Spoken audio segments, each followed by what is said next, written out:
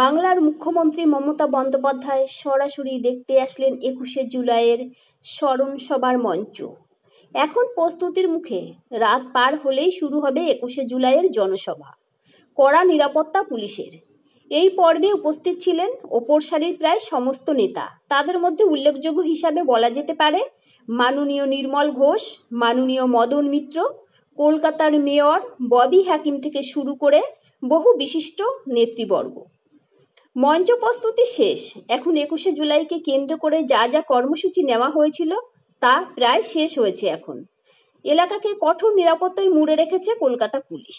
প্রস্তুতি পর্বের কর্মসূচি সেরে মাননীয় মুখ্যমন্ত্রী মমতা বন্দ্যোপাধ্যায় সাংবাদিকদের কি জানালেন আমরা শোনাব।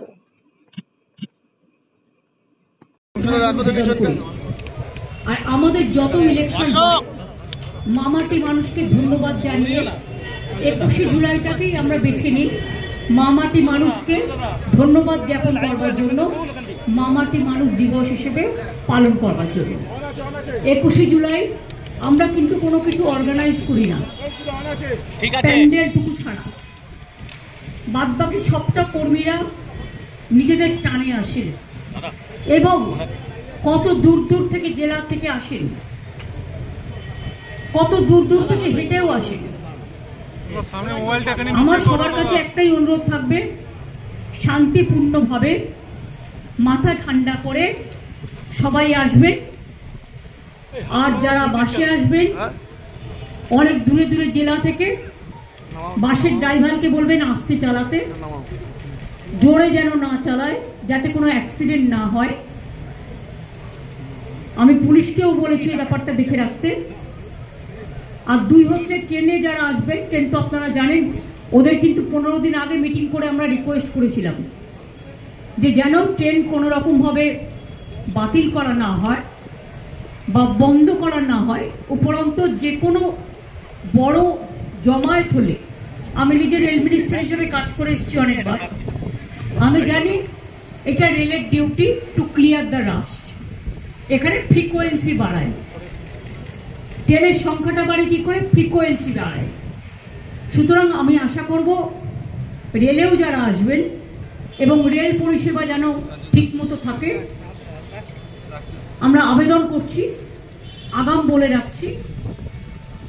দুই হচ্ছে যারা রেলেও আসবেন, বাইরের দিকে কেউ মাথা ঝোঁকাবেন না, কারণ অনেক সময় আমি দেখেছি মিটিংয়ে আসতে গিয়ে বাইরের দিকে মাথা ঝোঁকাতে গিয়ে ট্রেনের যে পিলারগুলো থাকে তাতে ধাক্কা খেয়ে মারা গেছে আমাদের 3-4 জন কর্মী।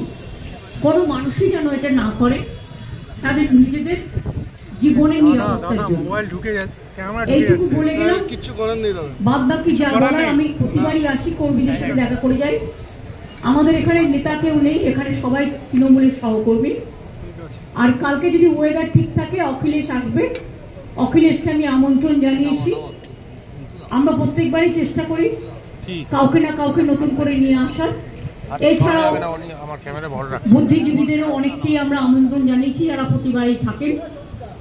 তার কারণ এটা যদি কেউ মনে করেন রাজনৈতিক সভা, শুধু তার নয়, এটা বাংলার অস্তিত্ব রক্ষা, দেশের অস্তিত্ব রক্ষা। চিকিৎসা পরিষেবা নির্ভরযোগ্য প্রতিষ্ঠান Sarada Seva Sadhan hospital private limited, Amala cinema হলের বিপরীতে ডাক্তার KD ঘোষের নার্সিংহোম।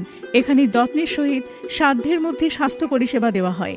এখানকার অত্যাধুনিক ফেসিলিটিগুলির মধ্যে হল ICCU, AC sharing cabin, AC cabin, NICU, maternity, paediatric, ventilator facility, modular OT, orthopaedic surgery, any type of surgery, obstetrics and gynecology, 24 hours ambulance facility, general medicine, pathology, physiotherapy, PFT, ECG, EEG, Holter monitoring।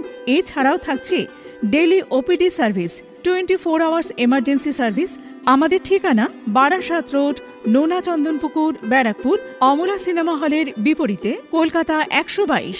যোগাযোগ 03325920006।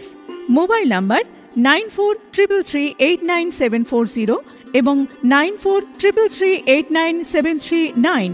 Sarada Seva Sadan hospital private limited. Bureau report, সংবাদ বঙ্গবাণী।